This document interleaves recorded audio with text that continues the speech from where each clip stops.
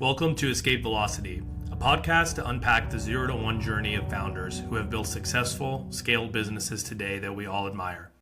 Going from formation stage to product market fit is often the most messy and least linear part of the startup journey. In this series, we dive into the early parts of the founder journey and understand the lessons of successful founders who have gone from an idea to finding product market fit and beyond.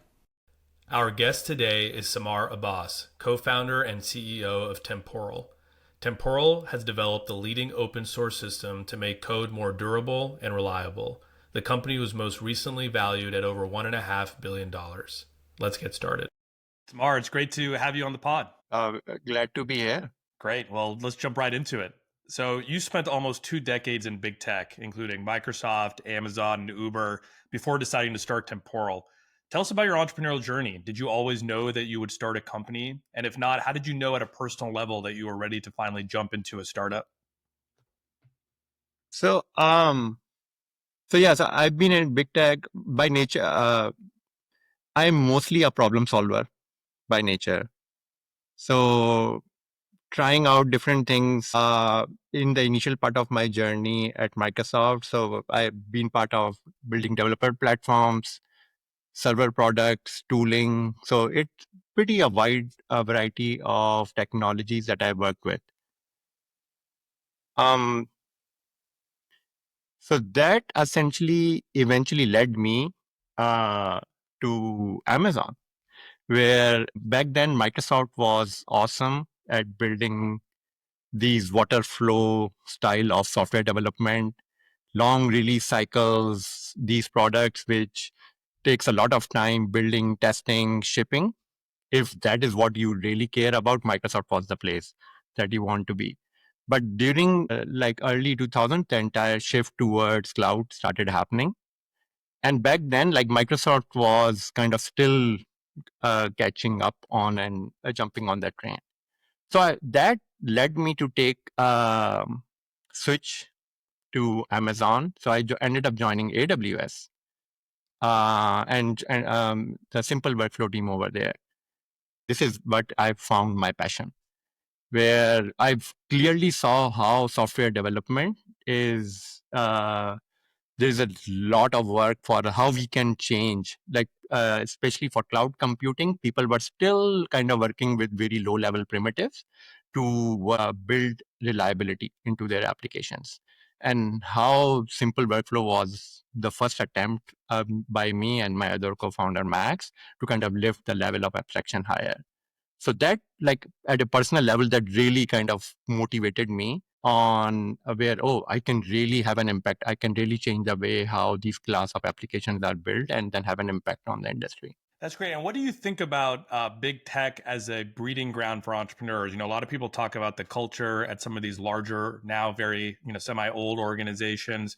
What lessons did you have to unlearn, and what lessons do you still apply at Temporal from your experiences there? Yeah. So with big tech, I think the very early part of my career, one of the things that I really cherish is like working with smart people. And like my advice to anyone who's early in their career is rather than chasing like something specific like job or title or compensation, always optimize your career for working with smart people.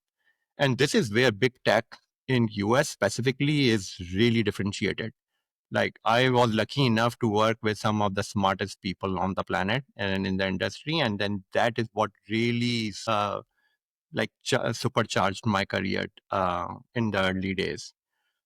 If you are the smartest person in the room, you are doing something wrong, especially in the early part of your career. So that would be my one big advice. In terms of like lessons, like you kind of already hinted, like I think culture is big.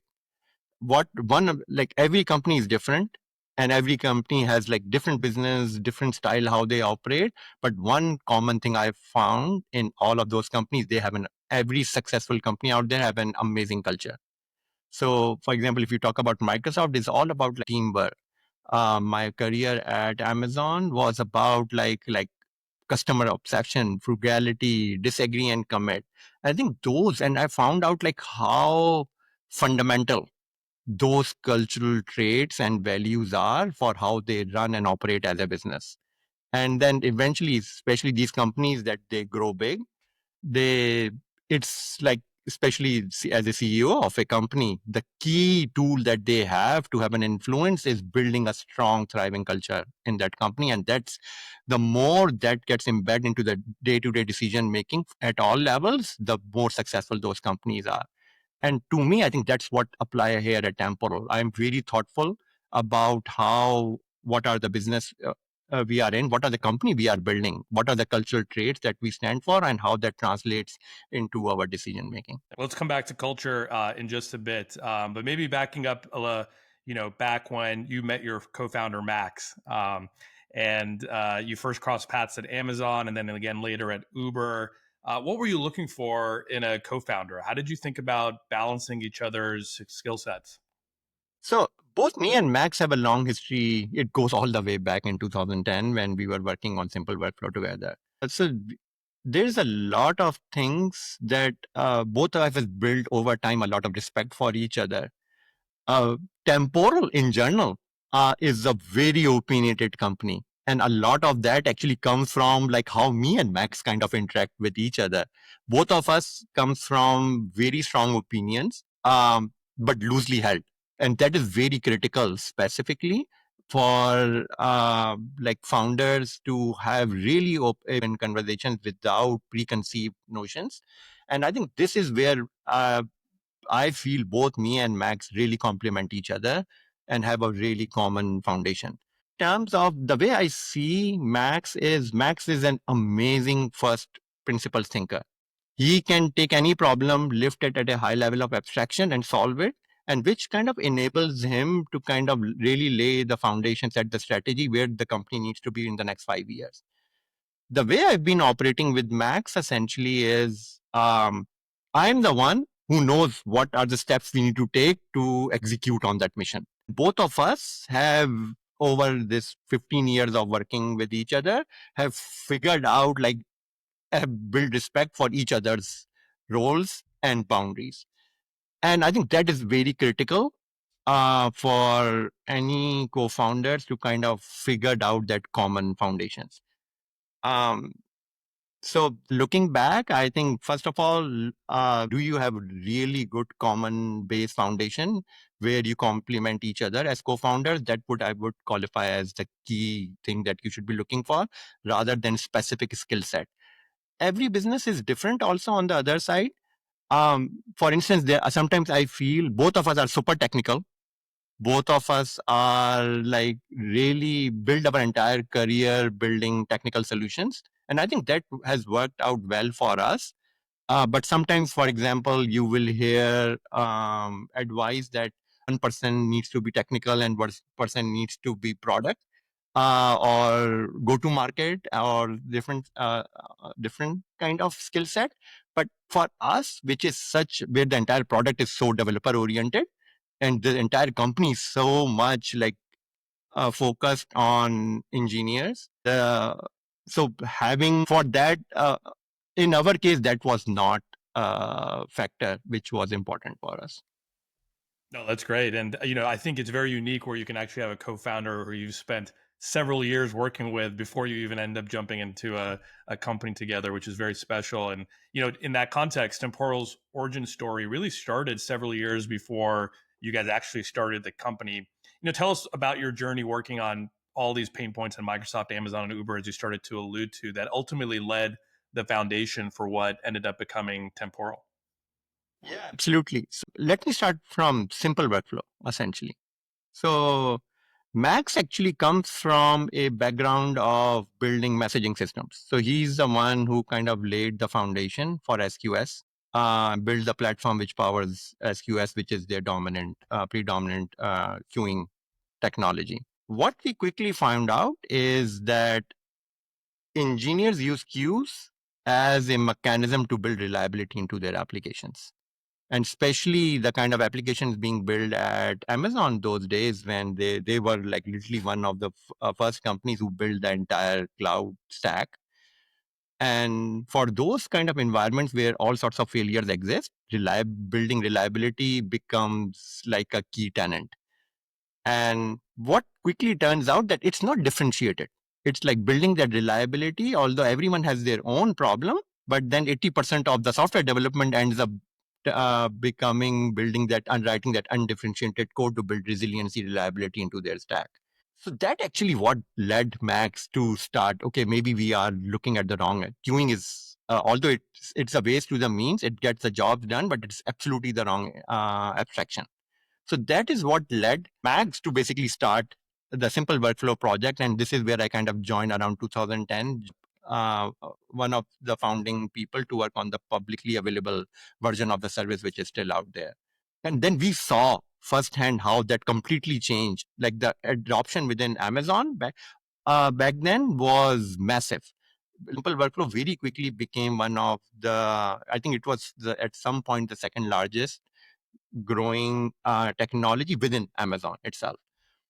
I felt we didn't really nail the developer experience back then, so it was not as popular outside of Amazon, but internally at Amazon, it's start basically spreading like wildfire.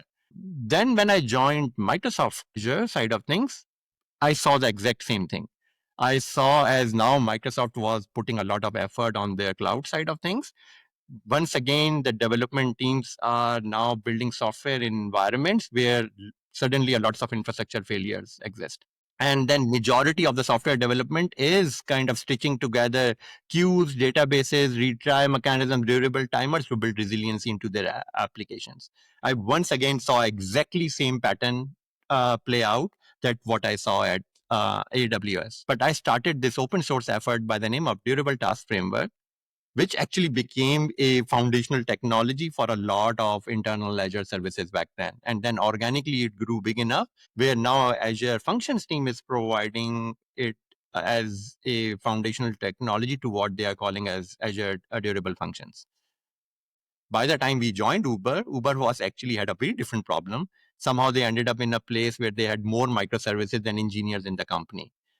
And this kind of led to this like um, problem where majority of the software development is dealing with stitching together these microservices to handle failures, because each of those microservices have variable availability characteristics. And this is where all of the software development was basically where we are spending most of our time.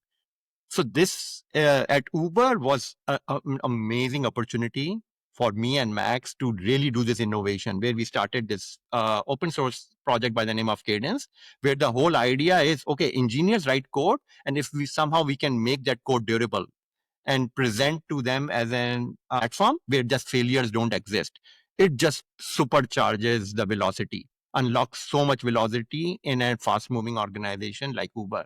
And that actually Cadence really picked off and then became a predominant platform to power all sorts of applications within Uber. And I think that really set the foundation for us here at Temporal. Amazing. I mean, a lot of startups is finding the right timing, and over this course of the short history of 10 years, you went from a shift in microservices, scale, and durability, and then also thinking about overall reliability all at once, which is a perfect timing for developer adoption with Temporal. Tell us a little bit about Cadence. When did it start to become clear that there was actually an opportunity to commercialize this open source project you were building within Uber? What signals were you specifically looking at that gave you the confidence to say this might be something that we could formally start to build a company around? Both me and Max are like developers by heart, essentially. And so we didn't have a very sophisticated mental model or plan to start a company. What we really were passionate about was the technology. For us, basically, the signal was developer, developer, developer. Like as long as we can attract more developers on the platform, and those developers can basically use it for all sorts of applications or all sorts of problems that they're trying to solve in their organization, that is all we cared about back then. And like that focus actually helped us to not only drive adoption internally within Uber, but Cadence being an open source platform, we actually start getting a lot of traction externally also. I think the key signal was at some point it became very clear Uber is in the business of transportation. They are not in the business of providing a general purpose workflow platform to other developers out there. And that was our passion. So both me and Max were more like chasing our passion back then rather than looking for a specific signal. Oh, we have a big business to build here. And was there a certain level of activity, stars, et cetera, that you were looking for within the open source community that you said, okay, well, at least now we know or have some level of confidence that, this is something that we can really lean into and take a leap of faith of, frankly, in terms of our careers to go build and commercialize? Any metrics you were really cued in on that really gave you some level of confidence that at this point, this has gotten, escape velocity beyond just being a pure internal project? Yeah. So there is a little bit of chicken and egg problem with that. So first of all, like GitHub stars is a good signal.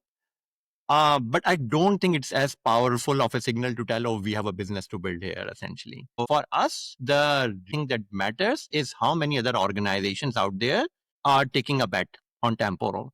One of the key things that I remember is early 2019, there was actually a Hacker News post from Mitchell Hashimoto from HashiCorp.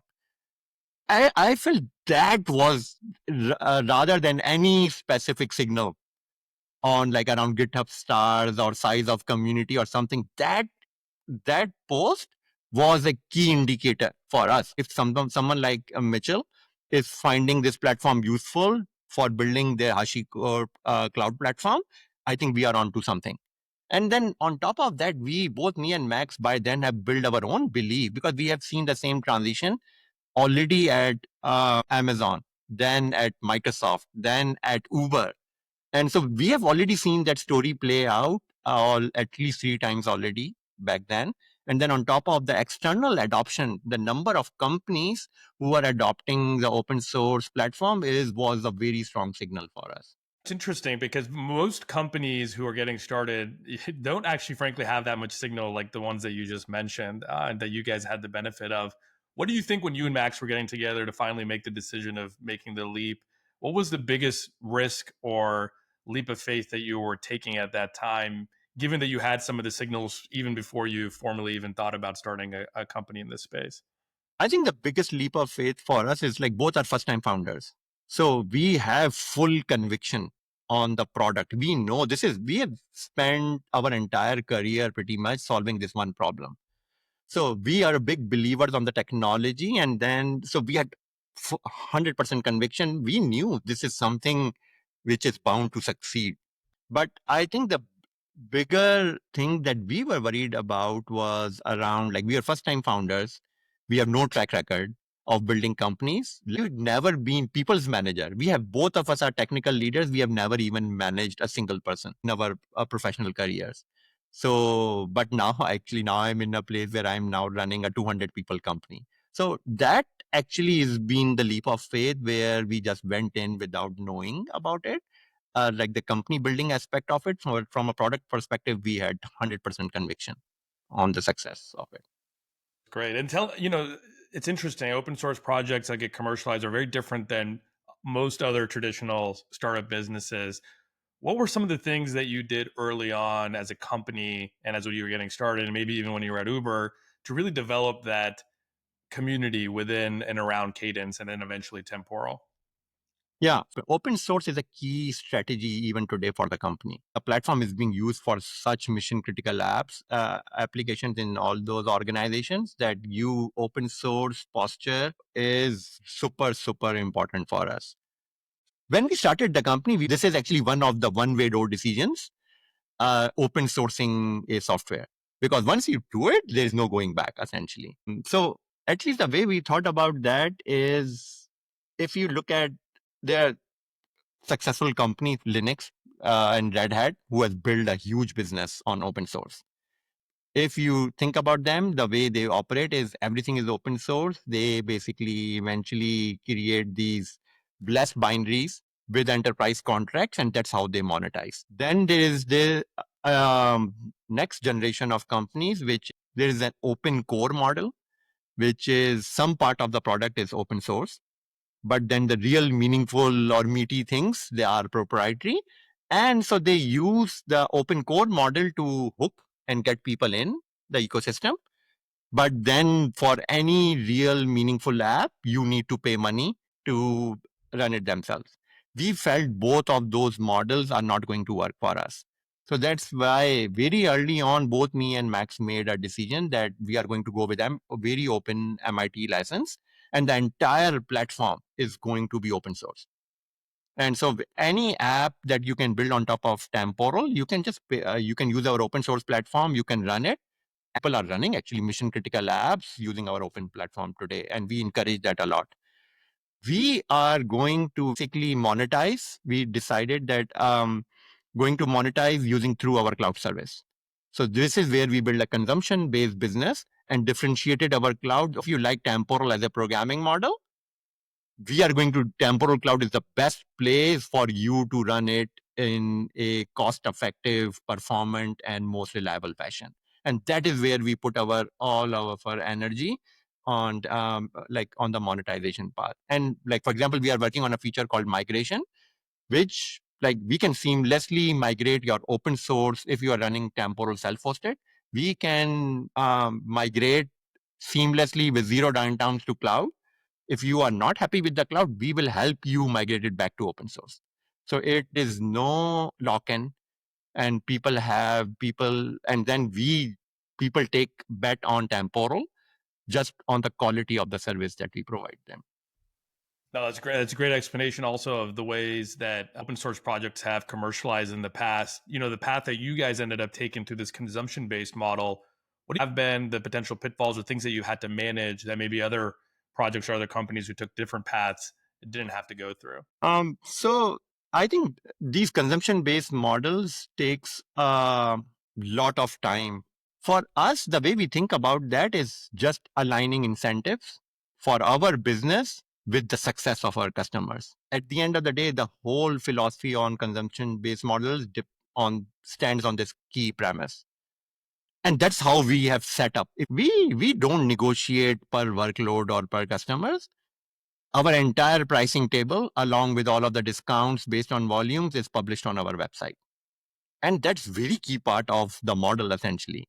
For us, is we want people to go all in, and we want to make sure people have the peace of mind that as their volume grows, they won't have to pay prohibitive sums of money to us, essentially. And so that's why for us, giving full transparency and visibility on the discounts you will have access to as your consumption grows is super critical for us.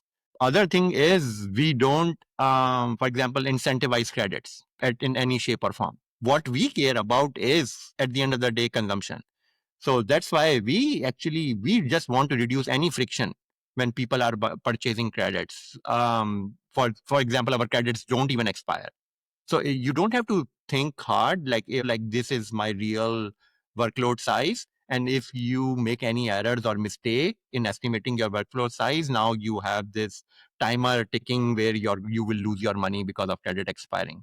So there's a lot of decisions that we have made. But at the end of the day, the key premise is aligning our incentives for the business with our customers. It makes a lot of sense. And staying on this general topic of commercializing open source projects, you know, developers generally can often be tough target customers, right? They think that their setup is great, they can build it in house, they can manage, you know, their own processes. You know, tell us about what it took to unlock some of these key enterprise customers that you were very fortunate to get early in the company's life cycle. You know, Box, Snap, Coinbase, so many large customers.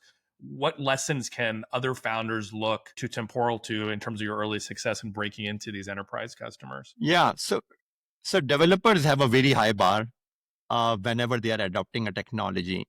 So I think this is actually one of the very interesting things about the open source strategy is I feel open source strategy plays a huge role in basically getting developers to kind of adopt the technology. So I think initially investing into your developer experience, getting started, docs, education is super critical because developers have such a high bar. They have a very high bar on all of those things to kind of adopt the technology. So we very early on, if you look at the history of the company, the entire first 2 years for us is investing into the platform, making it super straightforward, super simple to get started. Literally within a minute, you can run the entire product on your laptop by just downloading a single binary. And then we start running our samples and everything within few minutes. So I think focusing on that, keep on reducing the friction is very, very critical to get early momentum going. Then the next thing is specifically for the large companies that you talked about, because we got adoption from developers who have these 10 years plus of experience, who have built these kind of systems in the past. And this is where they want to believe that, oh, this is something that they can take a bet on for the long run. So having a vision, having a strategy, not only what the product offers today, but what it could become over a period of time is also telling that story is super important. Whenever we are discussing a problem, we always think about what's the long-term horizon, how this thing is going to evolve, but at the same time, quickly figure out the minimal viable product that we can build to iterate. And I think that is the DNA of the company, where that's why we feel we are such a developer first organization. That make sure have a long term vision, figure out the first step that we want to take, which is a minimal viable product, and then iterate on that with our customers or users. And switching gears a little bit, let's talk about financing and fundraising. So you raised your Series A from Sequoia. How did you know you were ready to raise new capital at that point? What was most important to you about sizing that amount of capital, and as well as the partners that you were thinking about bringing on at that point, given the success you had already seen in the business? Basically, both me and Max, when we started, like the way our work style is, we have been literally sitting in the middle of our engineering teams. Half of our day is literally in front of a whiteboard doing design conversations. That's our style. So when we started the company, we had full clarity. We want to build a company headquartered here in Seattle, just because of that. But literally 6 months in, COVID happened, and everyone was working from homes essentially. And I remember, like, literally April 2020, in our board meeting, like both me and Max were kind of having a conversation with our board members around, like, in this environment, oh, we still have a lot of runway, but should we be more cautious in terms of growth, because no one knows how this thing is going to trend.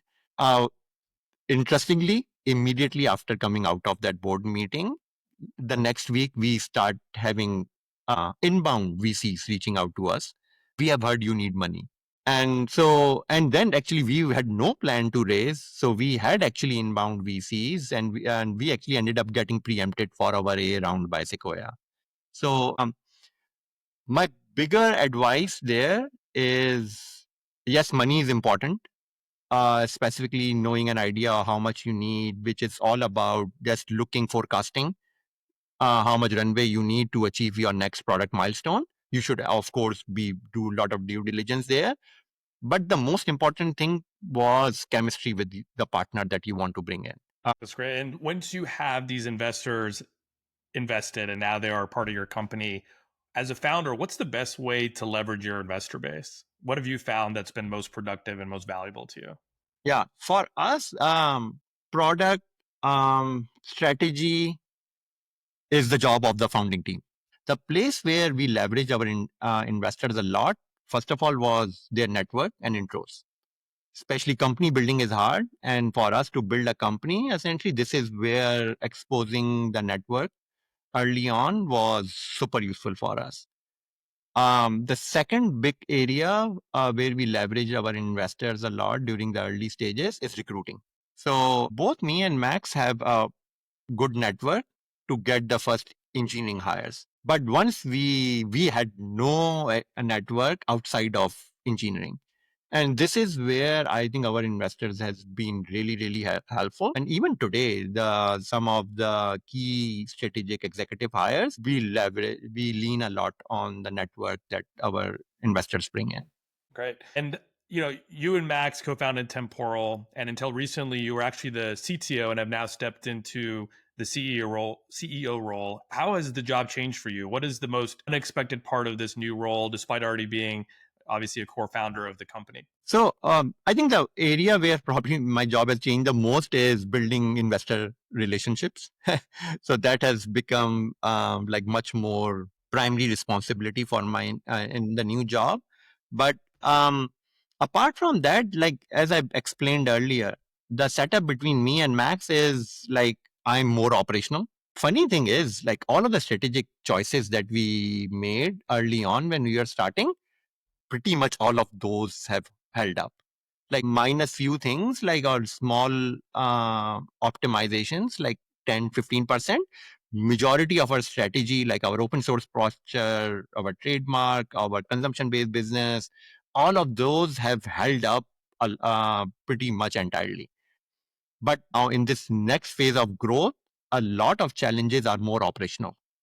Over the last 4-5 years, we have had a lot of flavor of like, oh, what are the operational needs and how much these operational needs is becoming more and more important for us in this next growth phase. And considering that plays to natural strength for myself. So we felt like me being an operational CEO and Max kind of running the strategy as a CTO is a much natural setup, which plays to our strengths. So that's what led to that move. No, that's great. And now in this role as CEO, I'm going to ask you a couple of forward-looking questions. If you think about Temporal in 5 years, what do you envision for the company? Probably the analogy I will give you back in 90s when I was studying and like I grew up in the era of C++. It was very natural. But then this managed languages started coming in, Java, .NET, and then it keeps on evolving, right? So the new generation of developers, essentially, now if you give them C++, they are not productive with it at all, essentially, because this paradigm shift has happened. I feel Temporal is causing a similar paradigm shift for distributed systems. And this is what we saw again and again at um, Amazon, at Microsoft, and at Uber before starting the company, where a lot of software development is doing this undifferentiated work, where they are spending 80% of their time like building reliability and dealing with all sorts of failure that can happen in a distributed system. So we believe we are democratizing distributed systems essentially. So we believe the transition we will cause is exactly similar to what happened during that C++ to managed languages. When in the next 5-10 years, when people are building applications for the cloud, they are no longer even thinking about queues or databases. They know, they know durable execution they should be picking up durable execution as a platform is widely ubiquitous. Everyone knows that those things exist, and Temporal is a leading player as part of that category. And that's what I envision in the next 5 to 10 years. Amazing. And one of the fastest areas of AI right now and automation adoption has been in engineering teams and around code development. So as we're going through maybe another paradigm shift, how are these advances in AI impacting the way Temporal supports the developer? So, for example, the basics around developer experience, now there is an expectation. Like all of these LLMs, essentially, you can go and then start rather than search for your whatever you are looking for in your documentation. People just ask questions and then expectation they will get accurate answers back. So a lot of those like focus on docs and education. We are doing the basics there. Co-pilots, integration with IDEs, making sure people who are writing temporal workflows have an advantage of like co-pilots that comes along with whatever ID that they are working in. So there is a lot of like focus for us over there. Support is another one where a big part of what we provide as part of Temporal is not just the platform. It's just like we are partnering with you to make you successful throughout the life cycle of your application and operationalizing those mission critical workloads. And support is a key part of that experience. So there is a lot of innovation that we are doing behind the scenes to provide a top notch support experience through our users, through like this innovations and advancements. Apart from that, if you look at the whole AI space itself, people actually are leveraging Temporal as a platform and actually is playing a pretty key role as part of the technology stack. For example, training. So training of those models is basically orchestration. And especially this is an orchestration, high value organization where GPUs have high failure rates. People find Temporal as an amazing platform to orchestrate training of those models. And we have actually organically a lot of startups that have come in and then leveraging Temporal for training of those models. On the other side, like agents. So the same analogy that I gave earlier about Uber microservices, right? So we became the backbone that tied all of those microservices together as like really, really into the future. As more of these specialized models are coming in, these a lot of software development will be agents talking to each other. And then I think the same microservice analogy that I gave about Uber, I think it applies in this world where a software development is these lots of agents talking to each other. You need a reliable broker, and Temporal is the platform which kind of enables that basically end-to-end applications, which will be people stitching together by combining a lot of agents together. Fascinating. And you're a technologist ultimately at heart, so I wanted to ask you this question. Where do you think we are on the AI adoption cycle at the moment, and more particularly, probably the technology shift that's happening? There's a lot of talk about overhype, underhype. I'm curious, as someone who's obviously living and breathing this space right now as it gets implemented in the enterprise, where do you think, if you were going to describe where we are on this journey, where are we today? Yeah. So I've been in the industry long enough where at least I think if you look at history, there's a lot of lessons to be learned. Technologies like AI, at least my stance there is things like these are overhyped in the short term and underhyped in the long term. And if you look at the whole internet, that's an interesting example. Actually, I started my career in 2000 when the whole .com bubble burst happened, essentially. So you can clearly see, like clearly overhyped at in 2000. But now, 25 years in, the massive impact internet has done to the global economy is clearly that was like underhyped for the long term, essentially. And I think similar cycle is going to play out with AI also. In the short term, I can clearly see that monetization is a problem. I think even the big cloud providers where people are using compute to kind of training of all of those models, and which is happening at a massive scale, it's a tailwind for them. But apart from that, there's very few examples. But when I look at the long term potential of AI, I'm hyped up. How this innovation is kind of setting us up for the things it will unlock in the next decade. There's just so much potential and opportunities there. So the future looks amazing. Amazing. I love that. I love that framing.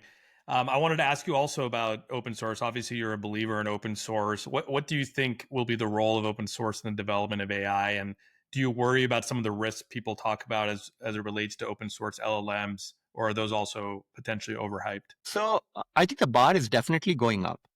So training of these models is it's very capital intensive. That's why even if you look at the recent like fundraisers, they've been gigantic because it's just so much capital intensive to get to the same bar what for example, Meta's Llama model is already providing. And I think that is a challenge. I feel open source is going to play a big role, but at the same time, the thing which is unclear is just due to the capital intensive nature of it. To me, it feels like taking all of that money and then expecting a linear path to creating miracles. And I think that's the uncertainty for me, where is and what role open source plays as part of that is remains to be seen. But I don't know like how Meta is going to kind of follow up on like next generations of Llama. Are they going to still open source it or not? But that's definitely a very, very interesting challenge for all of the private companies who are also investing a lot in this space.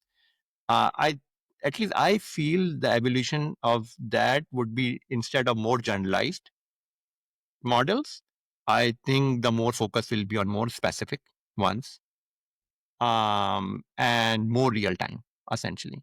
And I think this is where there is a lot of innovation still left, and um, I I so far I haven't seen a lot of traction on that front on open source. Amazing. And maybe just stepping back a little bit, and on a personal level, I wanted to talk to you about your own journey so far. You grew up in Pakistan and you went to GIK, which has spawned a lot of entrepreneurial and technology talent.